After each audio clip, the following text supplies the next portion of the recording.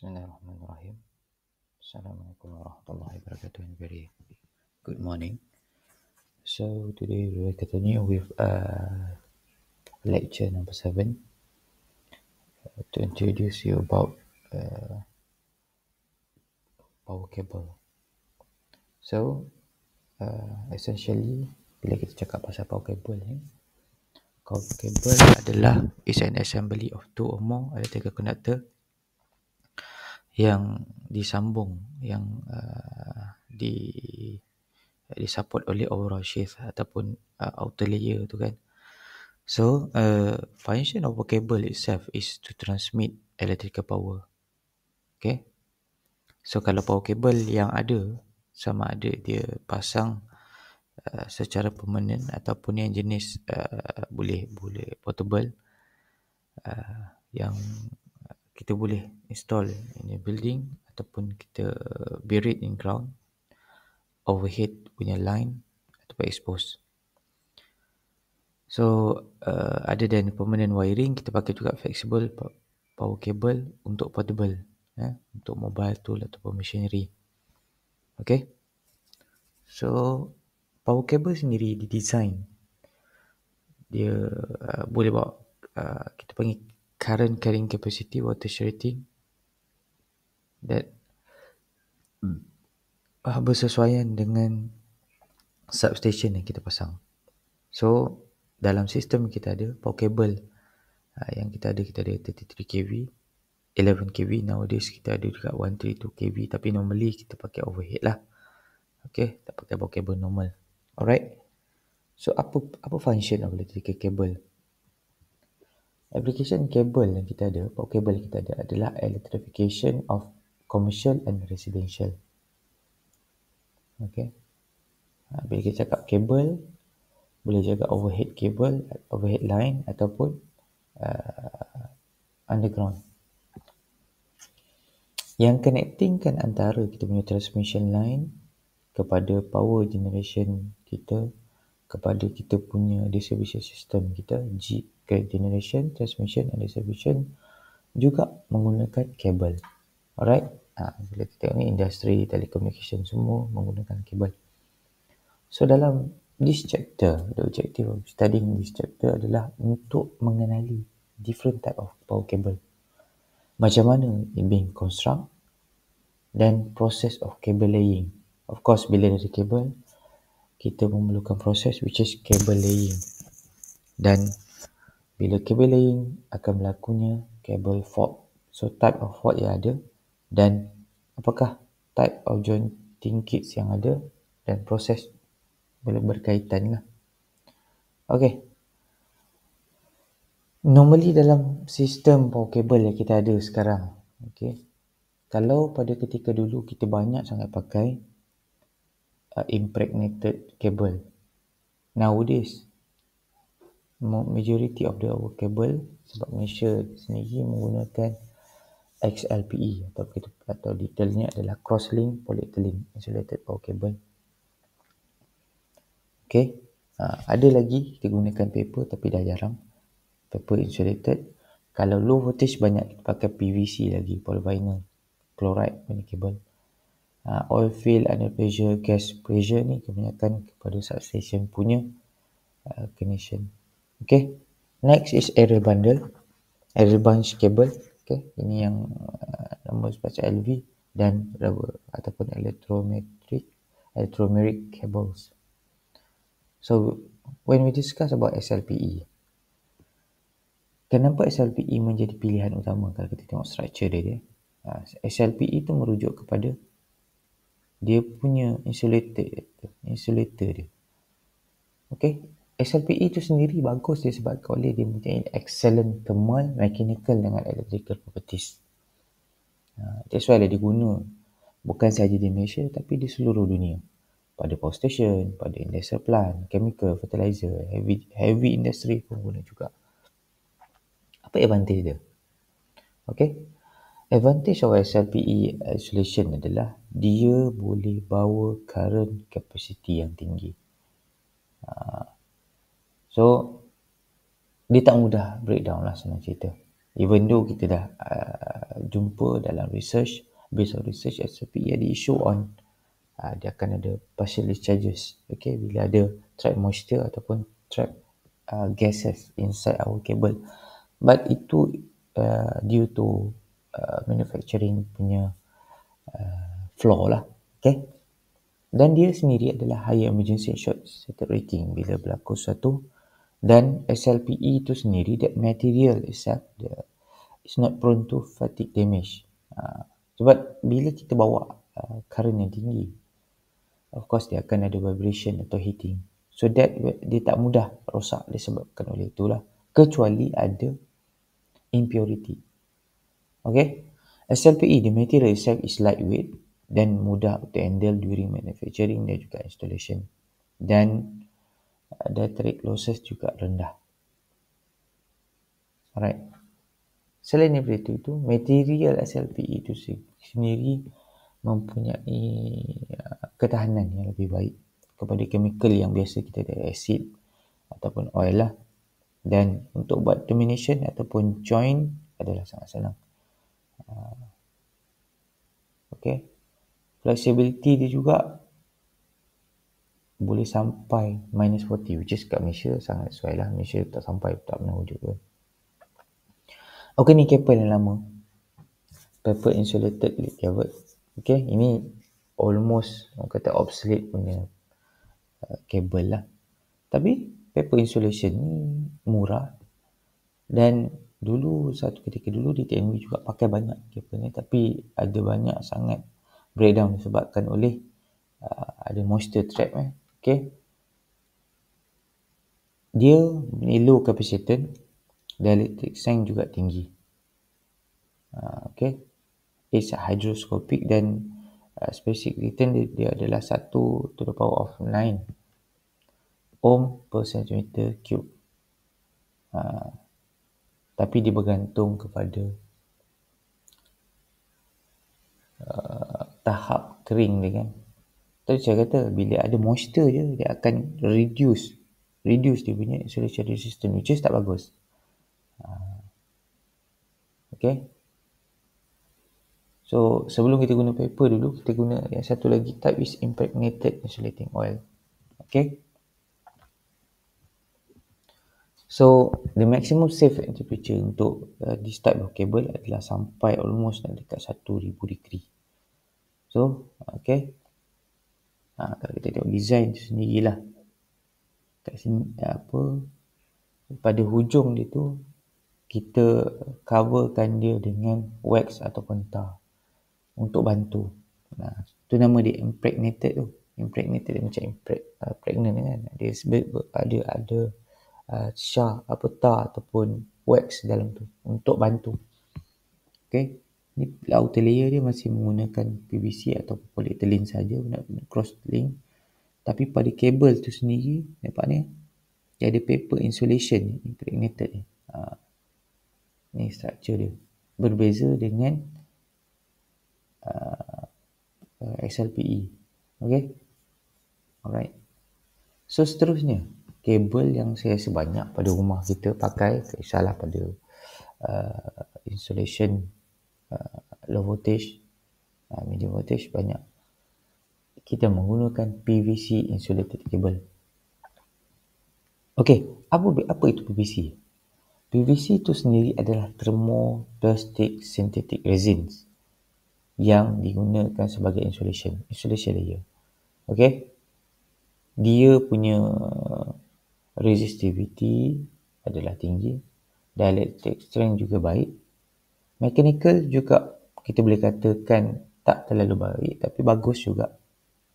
Dan bila ada moisture ataupun acid, alkali, dia tak affect the PVC itself, dia tak ni. Tapi heat mungkin dia tak berapa tahan lah. Okay, sesuai lah diguna sesuai untuk medium and low voltage. Dia tak pakai untuk high voltage. Sebab voltage current dia terlalu tinggi dan dia boleh cair. Sometimes kalau kita perasan, this cable bila dia ada fault, dia akan cair. Sebab tahu dia memang PVC tu sendiri tak tahan high voltage. Kita pakai domestic industrial light, boleh lah, sesuai. Communication pun pakai juga. Next is oil field cable. Okay, so oil field cable adalah dia stranded, yang mana dalam dia tu ada cylindrical spiral dengan ada narrow metal strip. Okay, kita ada 3 jenis utama oil field cable. Kita ada single core with an oil channel within conductor ataupun single core with sheath channel. Last sekali is 3 core, ini bukanlah semua 3 core filler with space channel. Apa kebaikan oil field cable? Okay, makin tebal, okay, the thickness of the electric, okay, menggunakan thickness tu makin kecil. Jadi bila thickness yang diperlukan untuk ni kecil, sebab kita dah kabel tu kita dah oil field kan, dia akan reduce overall size with the cable lah. So berlain pula thermal resistance of juga berkurang disebabkan oleh berkurangnya dari thickness. Jadi kita boleh bawa current lebih tinggi. Okay. Dan bila kita kata oil field, kita boleh buat perfect impregnation lah. Dan the cable boleh impregnated after sheathing. Kita boleh buat. Seterusnya aerial bunch cable ataupun bundle cable lah. Okay. Sebab disebabkan oleh kita nak cost yang lebih mungkin rendah, ekonomi, safety, reliability juga, kita pakai ABC. Tapi biasanya kita pakai Alternate HT division work lah. Dan yang terutamanya kepada space clearance yang kecil lah. Jadi kita pakai aerial bundle. Application yang kita target biasanya aerial bunch cable ni adalah space yang limited, kawasan-kawasan yang populated area, ataupun dense forest, yang mana kita nak upgrade kita punya overhead line tanpa kita perlu raising the system voltage. Budget yang kurang lah, mana kita nak gunakan, kita nak naikkan kita punya capacity tapi kita tak ada kemampuan dari segi kewangan lah. So is focus on temporary installation yang kepada region-region yang masih lagi belum membangun lah. Apa advantage dia? Okay, the advantages is the system itself is safer compared to the normal punya ni. Sebab kita dah bunchkan dia. Bunch dan juga ada dia punya insulation layer tu lah. Okay. Dan kalau normal punya overhead line, kalau kita perasan dia tak ada overhead, transmission line, dia tak ada dia punya insulated. So accidental of touching ataupun sengaja due to kata encroachment ke apa, dia kurang. So danger of accidental short circuit is eliminated. Interruption pun boleh kita minimize, jadi transformer kita punya life span pun increase. So pole height, sebab kita dah balut kan, so kita boleh kurangkan. Insulator tak perlu pakai, certain hardware pun kita tak perlu pakai, jadi total cost of the system akan drop. Dan boleh kita fix dekat pole, walls atau tree. Jadi more economical to be installed dan juga to be maintained lah. Alright. So selain daripada tu, kita tengok ni ada application ni di Thailand. Kita boleh pakai power dengan telefon kabel on the same pole. Tak perlu pakai different pole. Kalau di Malaysia ni kita pakai different pole kan. Cuma kita boleh belajar. Itu ni bagus pada sistem di sempadan kita di Thailand. Alright, seterusnya adalah rubber insulated cable. Rubber macam kita tahu adalah material yang banyak di Malaysia juga, di seluruh dunia. Okay. Tetapi dia adalah kekurangan dia. Dia akan absorb moisture sikit lah, slightly. Okay. Dan maximum safe temperature dia about 38 degrees. Itu limitation dia. Kalau kita nak bawa current yang besar, of course dia lebih daripada tu lah. Okay. Dan kalau kita nak gunakan pure rubber sebagai insulation, tak sesuai dia, sebab dia tak boleh tahan suhu yang tinggi. Dia terlalu lembut. Kalau kita tengok rubber yang original, kalau kita yang rubber orang buat ikat makan tu kan, sangat lembut. Jadi untuk jadikan dia lebih bertahan, kita pakai 2 to 40%. The maximum is 20%. The remaining kita pakai zinc oxide, kita mix dengan zinc oxide, reacted so on and so forth dengan bit of sulfur. So, ataupun kita panggil vulcanized insulated rubber used in low voltage. Tapi jarang lah, di sini jarang pakai. Normally kita pakai SLPE. Alright. Kenapa kita pakai rubber cable? Rubber cable ni dipakai for power lighting, tapi di Malaysia tak pakai, masih lagi SLPE. Ship wiring, railway, chemical. Mungkin disebabkan harga rubber tu sendiri, cost dia rendah, jadikan kita fokus kepada ni lah. Tapi di Malaysia jarang lah pakai. So, cable construction. Okay, kita dah pergi kepada seterusnya lah. Okay, which is go for cable punya construction. Dia terbahagi kepada ada few component. The first main component yang mana yang akan lalunya current itu sendiri adalah conductor itself. Okay, sama ada stranded circular conductor ataupun dipakai yang yang solid. Normally jarang pakai solid disebabkan oleh bila pakai solid ni dia punya flexibility dia teruk lah. Okay, dia akan ni lah. Okay, seterusnya kita ada conductor shield yang mana yang over 3.3 kV kita pakai shielded dengan extruded. Okay, tujuannya untuk shield kita punya kabel lah. Kita tak nak kabel kita rosak, tak nak luka. Okay, saya kena pakai shield. Seterusnya, lepas conductor shield, kita ada insulation layer. Bila kita cakap insulation layer, is insulate. Okay, nak bantu untuk elak daripada moisture masuk, elak daripada haiwan, apa-apa semualah. Okay, dan normally kita pakai SLPE.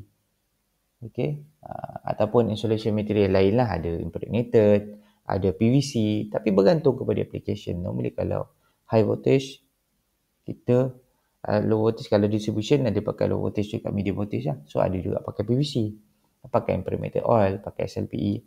Majority kalau Malaysia guna SLPE lah. Next is insulation shielding. Tadi kita dah ada conductor shielding, which is nama pun sendiri adalah conductor shield. Nak protect kita punya conductor. Now, the insulation itself kita install with metallic pipe. Kita panggil insulation shielding. Okay, alright. Alright. So, non-metallic semiconductor in combination of metallic parts over the insulation, kita tambah lagi. Okay, so non-metallic tu sendiri sama ada kita pakai conducting tape yang mana kita akan install secara helical ataupun layer extruded. Extruded ni mana cair, macam cairan lah. Dia kena masuk dia punya sistem ni tu. Dia pakai method extrusion over the layer anneal copper tape lah. Ada copper tape. Tapi copper tape tu bukan untuk electricity, tapi dia sebagai dia punya shielding insulation kita. Alright. So, last kali dia laying up, okay, dengan kalas ada punya cable with plastic fillers untuk jadikan dia punya bentuk tu. Sama ada tujuannya kalau kita nak labeling lah, contohnya red, yellow, blue, colored stripe kan. Pakai ataupun nak numeral. So, nak tahu kan supaya kita boleh faham that cable untuk apa. Mungkin standard dia, mungkin dia punya dari segi sizing dia ada juga. So, kita ada inner sheath, okay, yang mana the cable core tu dia akan wrap ada plastic tape ataupun kita pakai extruded PVC sheath yang mana dia bergantung kepada standard. Okay, ada table kita standard, kita akan follow that standard. Dan kita ada juga armoring. Armoring ni biasanya kita pakai pada tempat yang kita tahu keadaan dia harsh. Mungkin lori lalu, kenderaan lalu kan, dia perlukan armoring untuk protect. Contohlah kita nak pakai kabel pada kita punya parking lot kita, which is hari-hari akan lalu beban. That's why kita pakai armoring. Okay. So, normally kita pakai, kalau single core kita pakai non-magnetic armoring. Untuk tujuannya kita pakai galvanized wire untuk jagalah kita punya kabel, elak daripada luka.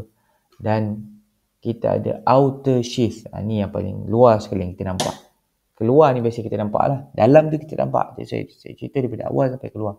So it can be 3 core ataupun single core. Dan dia menggunakan metode extruded PVC atau SLPE. Bergantunglah kepada design sendiri. Dan color di luar tu biasanya color black. Jaranglah color yang lain daripada tu. Okay. Because of salah satu senang nak jaga lah kan. Bila black ni dia kotor ke apa tak nampak sangat. Alright. So kalau dalam dari segi raw material yang dipakai power cable, normally dia ada proses, dia ada follow compliant yang mana dia perlu follow the inspection in all stages manufacturing. Kalau ni kalau nota yang saya follow ni Indian standard, kalau itu Malaysian standard lah. Which is kita dengan Indian tak jauh sangat sebab because of kita dua-dua adalah bekas colonized by British. So kita banyak adapt British standard kepada Malaysian standard. Sama juga Indian, British standard kepada Indian standard. Okay. Okay, upper separation dia normally dia akan seal dengan hydroscopic sealing material.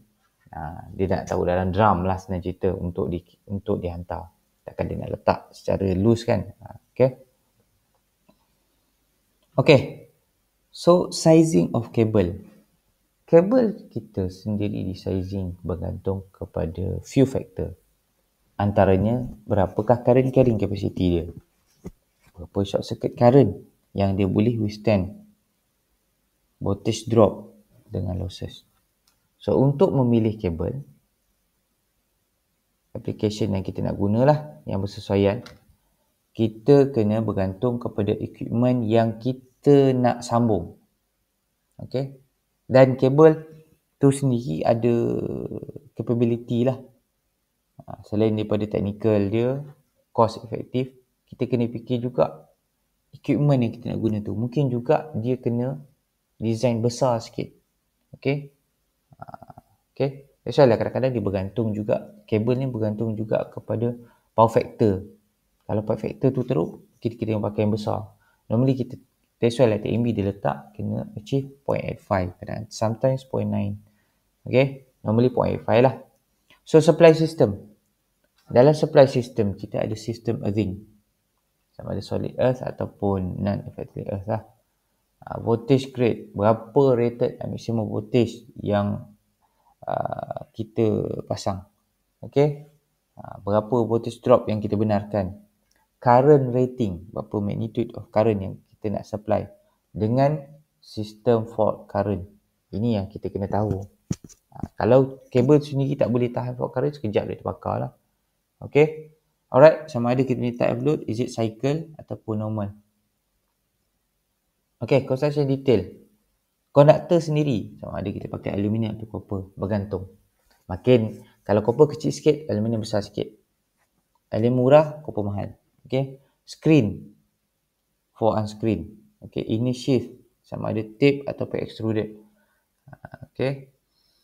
Dan normal kita pakai fire retardant lah. Ataupun fire retardant low sulfur. Ataupun PVC.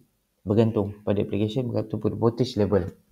Power distribution kita sampai 11 kV. Okay. Alright. 11 kV. Dulu ada sistem 33 and 66 kV. Lepas after that, because after that 132 kV is we call it as a transmission punya level. Okay. Armor ataupun unarmored bergantung kepada application. Saya kata tadi, kalau tempat tu ada keadaan yang perlu kita nak jaga, kita perlu pakai armored. Outer sheath, kita pakai fire retardant juga ataupun normal punya PVC. Drum size, okay, bergantung kepada kabel. Okay. Alright, ataupun any specific construction lah, bergantung. Installation detail. Installation ni dua je. Tak ada option banyak. Sama ada in ground, tiga. In ground, bawah tanah. Di udara yang tergantung tu suspended ataupun dalam duct. Sama ada dia expose kepada direct sunlight ataupun tak lah. Okay. Condition. Sebab kita tahu kita punya soil dan climatic, mungkin ada air pada bawah tu, kita perlukan heat. Alright. Okay. So kalau ni boleh try jawab soalan disadvantage of oil-free cable. Okay, refer balik, boleh back balik. Okay. The methods of laying underground cables. So, kita dah belajar pasal kabel tadi, type of cable, apa material dia, insulation layer, sheath layer. Okay. Alright. Normally kabel kita dihantar dalam bentuk metal drum. Okay. Dia cover dengan metal drum, Wood, jaranglah metal drum. Biasanya wood drum lah sebab wood drum murah kan. Metal drum berat. Okay. So this plank kita kena buang. Expose kabel, unwind it sebelum kita letak ke dalam tempat yang kita nak ni lah. Okay. So normally kabel yang kita pakai tu kita kena buat observation dulu lah. Kalau kabel yang kita tu kita panggil kabel luka lah ataupun kabel ada rosak, kita jangan start. Kita kena remove. Dan kita tak boleh bend terlalu lebih sangat, dia boleh rosakkan kabel kita. Okay. So kabel kita sendiri, okay, should be pulled off on the top of drum. Jadi kita boleh letak kabel drum kita. Normally sekarang ni dia dah ada dia punya tempat, dia punya macam winch dia lah.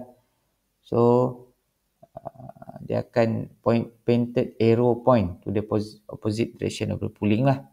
Tujuannya adalah untuk elakkan daripada kita punya kabel tu stress. Okay.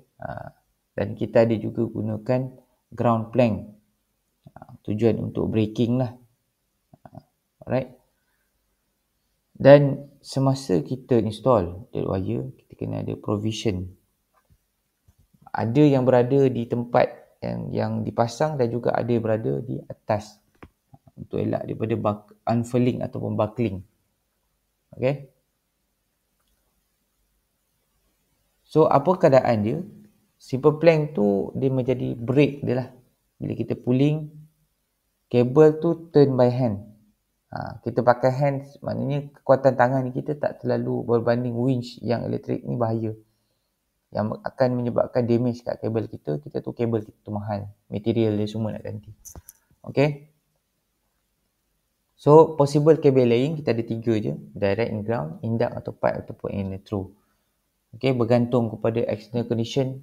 Mungkin juga kalau kita pakai in ground tu tujuannya adalah untuk kawasan-kawasan yang urban.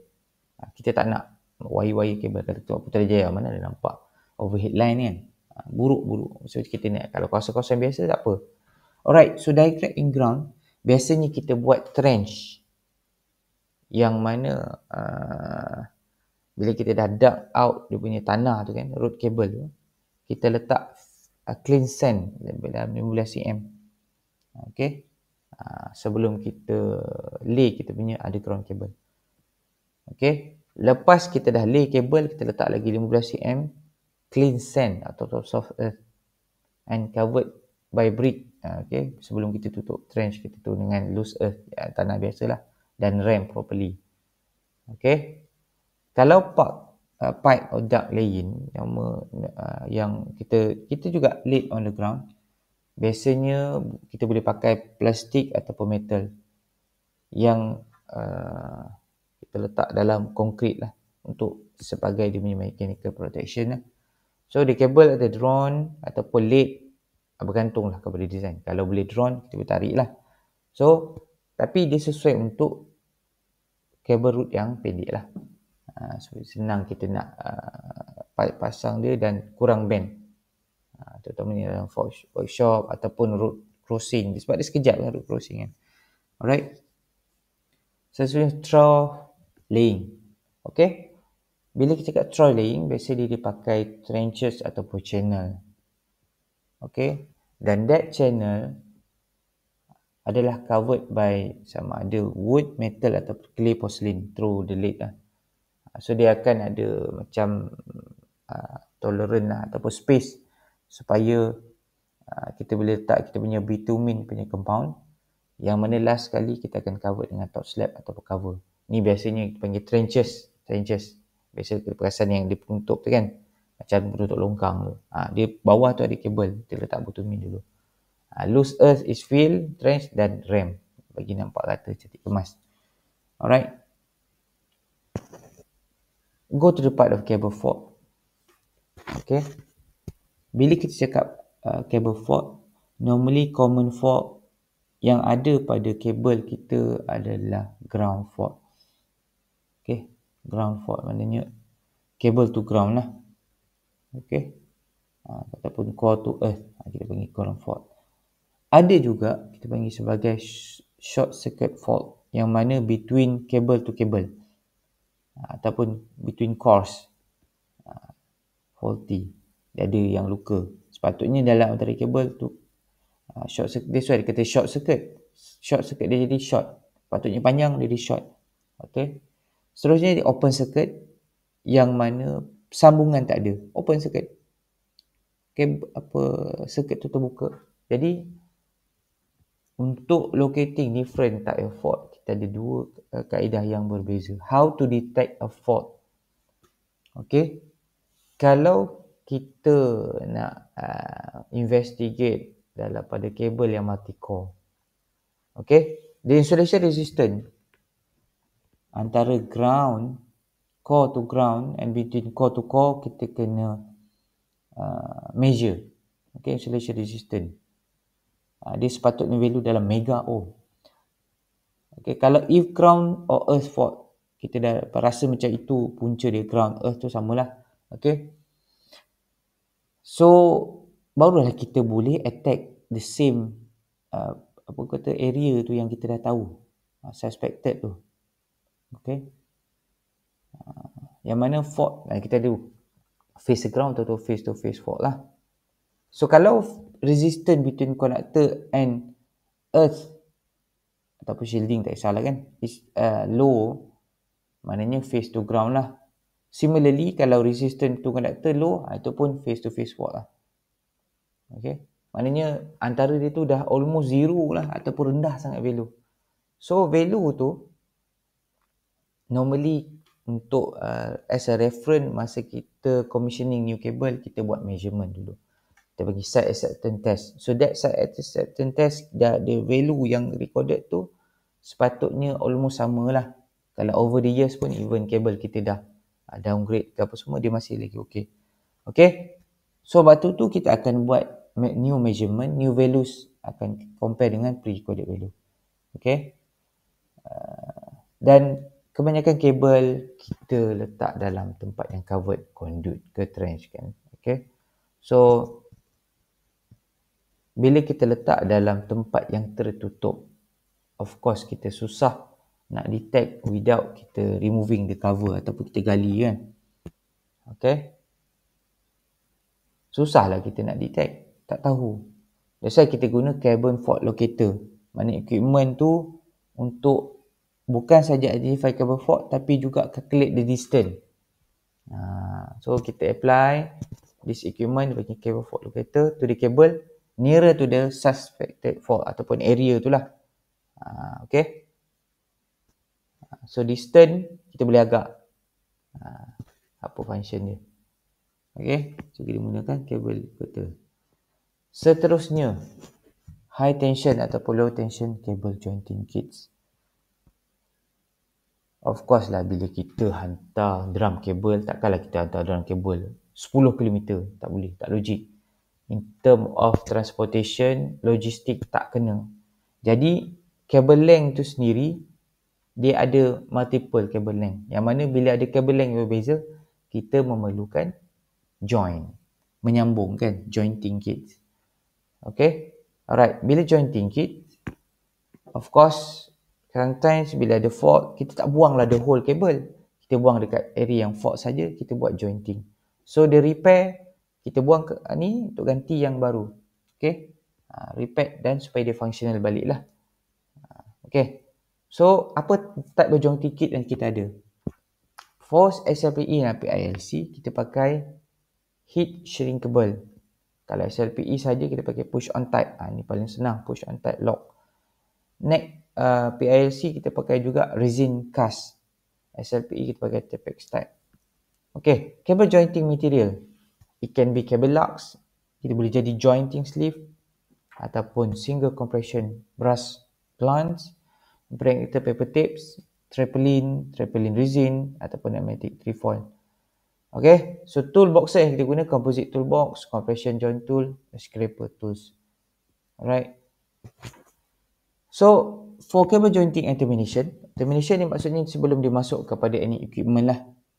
Okay. Bila kita cakap overhead line, okay, compare to cables, dia ada advantage. Kalau kabel, kalau overhead line, dia boleh kena apa, hujan, dia boleh kena burung, thunderstorm, so on and so forth. Jadi bila kabel dia kurang. Okay.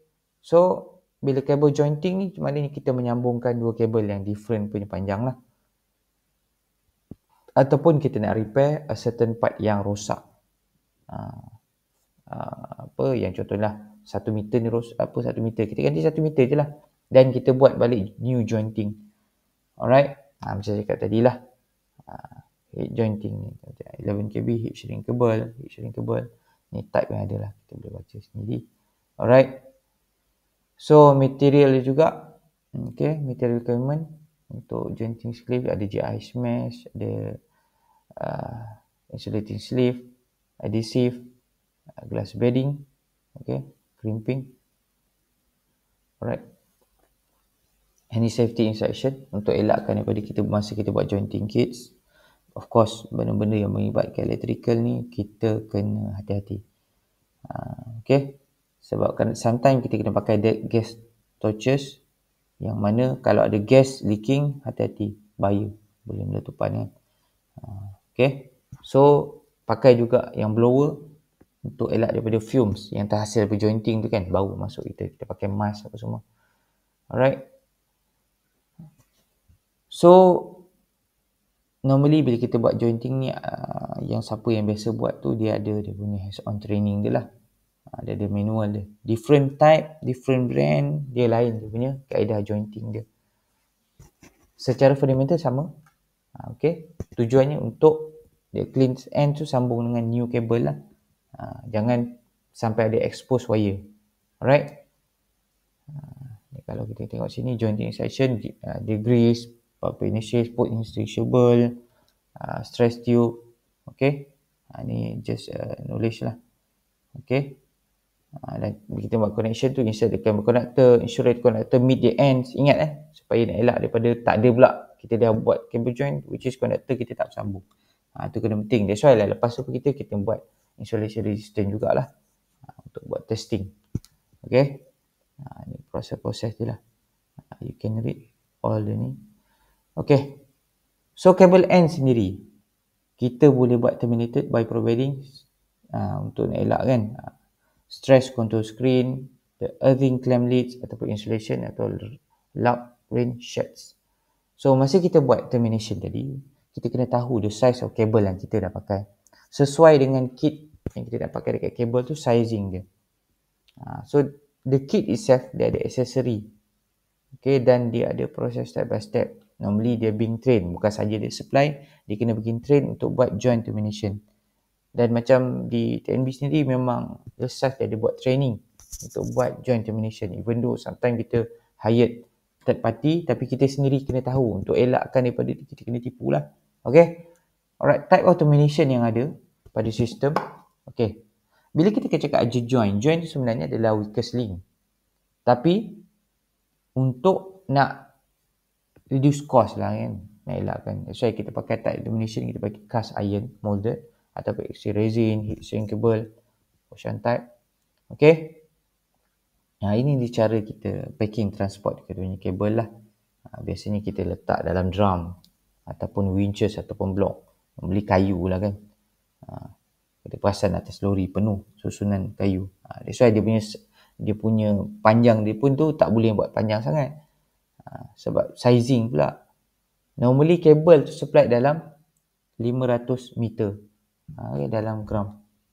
So bila buat panjang sangat susah kita nak unrolling nanti. That's why kalau 3 km banyaklah dia punya drum, makin panjang dia punya ni. Alright, overview. Kalau lepas awak dah belajar this chapter, we can try to answer this question lah. Alright, that's all untuk this chapter. Thank you very much for your time. Okay, alright. Bye. Assalamualaikum.